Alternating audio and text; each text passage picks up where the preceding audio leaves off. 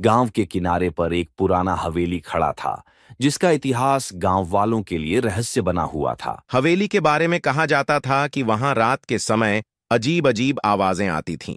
लोगों ने इस हवेली के पास जाना छोड़ दिया था।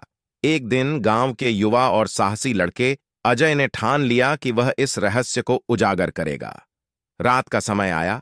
अजय हवेली की ओर बढ़ा और हवेली की बड़ी दरवाजे को धक्का दिया। दरवाजा धीरे से खुल गया और अजय अंदर दाखिल हुआ।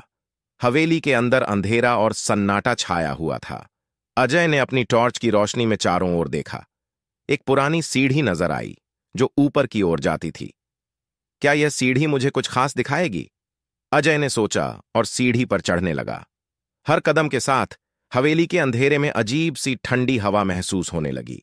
अजय ने धीरे धीरे कदम बढ़ाए और अंततः वह एक छोटे से कमरे में पहुंचा।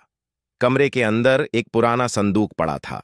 संदूक को खोलने से पहले अजय ने अपनी सांसें थाम लीं। संदूक खुला और उसमें से एक पुरानी किताब और एक चित्र बाहर आया।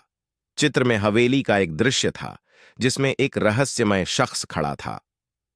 क्या यह शख्स हवेली का मालिक है? अजय ने सोचा। उसने किताब को खोला और पढ़ना शुरू किया। किताब में लिखा था, जो भी इस रहस्य को सुलझाने की कोशिश करेगा उसे सत्य का सामना करना पड़ेगा। अजय के हाथ पसीने से तरबतर हो गए, लेकिन उसने पढ़ना जारी रखा। किताब ने हवेली के एक छिपे हुए तहखाने के बारे में बताया। अजय ने तहखाने की खोज की और वहां एक पुराना बक्सा पाया। बक्सा खोलते ही हवेली की सारी रहस्यमय बातें खुल गईं। हवेली का मालिक एक सच्चा नायक था जिसने गांव की रक्षा की थी, लेकिन समय के साथ लोग उसकी वीरता को भूल गए थे। अजय ने हवेली के रहस्य को उजागर करके गांव वालों को सच्चाई बताई। अब हवेली की सच्ची कहानी सभी को पता थी और अजय की साहसिकता की सराहना की गई। हवेली अब अंधेरे से बाहर आ चुकी थी और गांव वालों ने खुशी से इसकी कहानी को याद रखा।